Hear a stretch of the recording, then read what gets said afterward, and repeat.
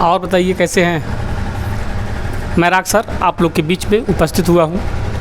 आज ऐसे महानुभाव डॉक्टर बी.आर. अम्बेडकर साहब के जीवन चरित्र के बारे में आप लोगों को कुछ घटनाएं बताऊंगा और एक महापर्व जो हमारे बीच में आ चुकी है, जो पूरा दुनिया बनाता है, और इसीलिए इस संदेश को लेकर के मैं आप लोग के बीच में उपस्थित हुआ हूँ। देखिए 14 अप्रैल की तैयारी, 14 अप्रैल को कैसे मनाएं, 14 अप्रैल मनाना क्यों ज़रूरी है। 3 विकल्प। सबसे पहले 14 अप्रैल की तैयारी।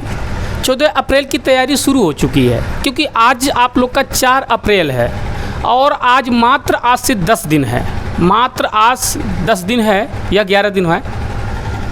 तो अब बात रह गई कि 10 दिन में आप लोग को क्या क्या करना है। आप लोग सबसे पहले देख लिए कि जो भी हो आप लोग के पास ऐसा शक्ति, अपने लोगों को घर घर जाएं और उनको समझाएं कि 14 अप्रैल के दिन आप लोग अपने घर में खुशियों का माहौल पैदा करें, झगड़ा ना करें, दारू ना पिएं और मारपीट ना करें। अगर उस दिन कोई परेशानियां हो रही है, कोई चीज़ काम धंधा को आप रोक दें उस दिन खाली, क्योंकि हम 365 दिन कमा सकते हैं और 365 दिन कमा करके एक दिन हमको खर्च करना है 14 अप्रैल को, ठीक है ना।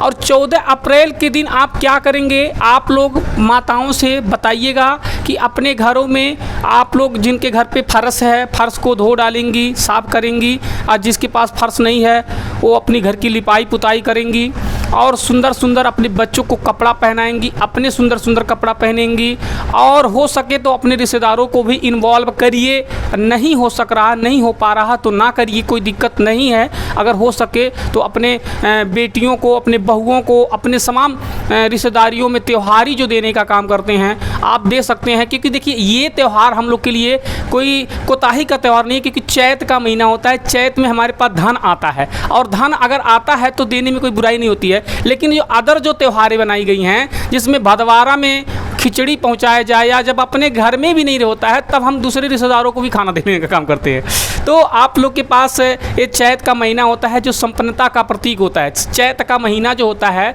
संपन्नता का त्यौहार है कि हम धनी हो रहे हैं। तो हम सभी लोगों को, भारत के लोगों को गौरव महसूस करना चाहिए कि हम ऐसे महान अनुभूति जो विभूति बाबा साहब डॉक्टर भीमराव अम्बेडकर साहब की जयंती मनाने की तैयारी वहाँ में जुट गए हैं।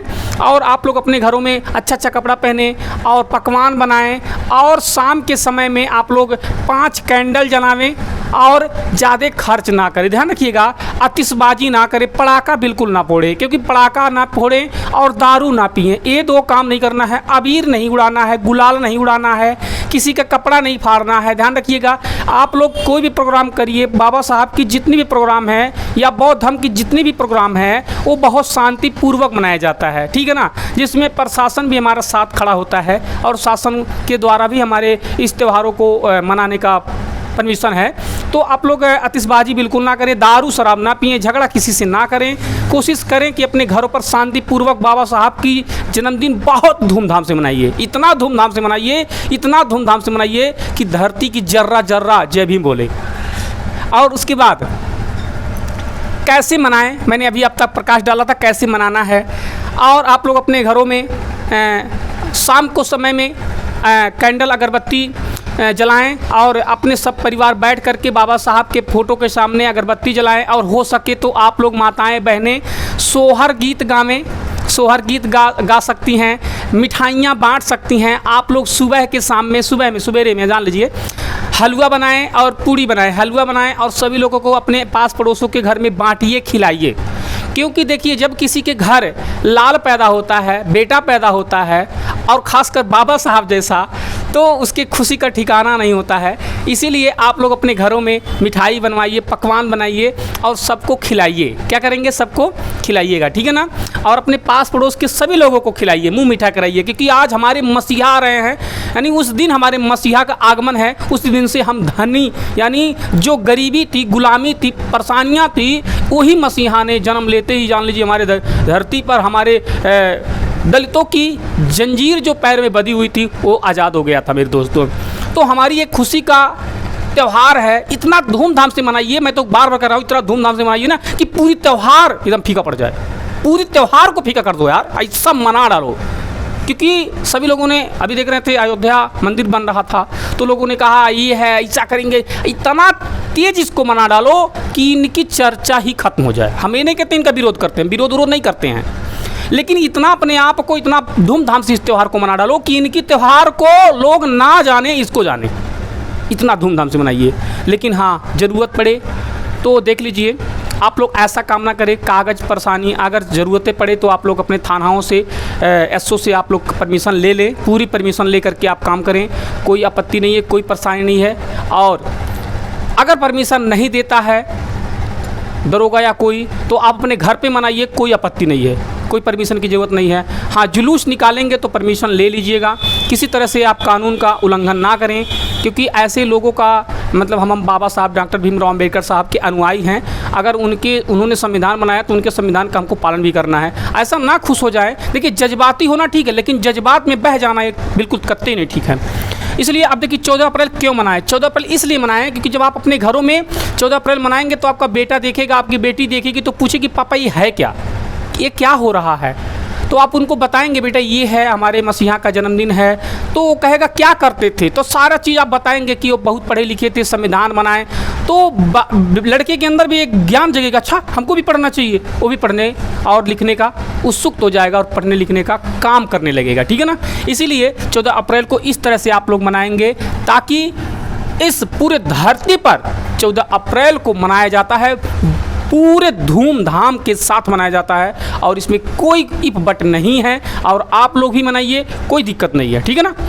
और हाँ, ध्यान रखिए, जिसके पास जहाँ जहाँ पर जिस ग्राम सभाओं में डॉक्टर भीमराव अम्बेडकर साहब का पार्क है उसको आप लोग साफ़ सफाई कर लें। वहाँ पर आप लोग चूना गिरवा दें, साफ़ सफाई करें। अगर कचरा है तो वहाँ पर साफ़ सफाई करवाएं और अपने गांव के सभी लोगों को, माताओं और बहनों, इकट्ठा होकर के उस अम्बेडकर पार्क की साफ़ सफाई करिए। साफ़ सफाई करके अगर आपके गाँव में बाबा साहब डॉक्टर भीमराव अम्बेडकर साहब की मूर्ति लग चुकी है तो आप उसको साफ़ सफाई करें। वहाँ की जगह को साफ, घास फूस जमा है तो उसको छील के दिए, साफ कर दीजिए। मतलब इतने आप तैयारियां आज से शुरू कर दीजिए। लेकिन मैं बड़े दुख के साथ ये भी कह रहा हूं कि कुछ लोग तो हमारे देश, हमारे चमार बिरादरी या हमारे भारत के लोग जो हैं, मतलब जो SC ST में आते हैं, OBC लोग आते हैं, OBC लोग हमारे पक्ष में नहीं आ पा रहे हैं। तो मुझे इसकी कोई परवाह नहीं है, चाहे OBC आवे ना आवे, इसकी मुझे कोई टेंशन नहीं है।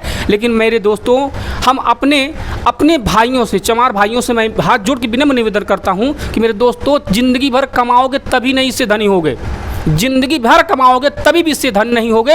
अगर आप एक दिन बंद करके बाबा साहब के जन्मदिन पर, खाली त्यौहार पर बंद करो, बाकी 365 दिन, 65 दिन, 365 दिन होता है, 364 दिन आप कमाओ खाओ, ज़िंदगी ऐसे गुजरेगी। आपको धनी होने का मेन सूत्र ये नहीं है कि आप 14 अप्रैल के दिन काम करेंगे तो धनी हो जाएंगे, कतई नहीं होंगे। अगर आप 14 अप्रैल के दिन काम नहीं करेंगे और 365 दिन दारू नहीं पिएंगे तो आप धनी हो जाएंगे, ध्यान रखिएगा। 365 दिन आप काम करते हैं और काम करने तभी भी हम गरीब हैं, दलित ही कहलाते हैं, ठीक है ना। इसीलिए 14 अप्रैल के दिन आप काम नहीं करेंगे, किसी का गुलामी नहीं करेंगे, कहीं गारा माटी दे देंगे, मत जाइए कहीं, कुछ नहीं। उस दिन छुट्टी छुट्टी छुट्टी, एकदम छुट्टी, एकदम छुट्टी, एकदम छुट्टी होना चाहिए उस दिन। और दारू ना पीजिए, आप धनी हो जाएंगे। दारू मत पीजिए, धनी हो जाए ना। अगर धनी होना है तो दारू छोड़िए, 14 अप्रैल के दिन काम बंद कर देना है। उस दिन काम तो बिल्कुल नहीं करना है आप लोग को। सभी लोगों को मैं बोल रहा हूँ, पूरे देश के नहीं, पूरी दुनिया के लोगों को मैं ये संदेश देना चाहता हूँ कि अगर आप लोग के पास 14 अप्रैल के दिन टाइम निकाले तो पूरी धरती को नीलमय कर दीजिए, बौद्धमय कर दीजिए, अम्बेडकरमय कर दीजिए। बाकी आप लोग का बहुत बहुत आभार। Bye bye.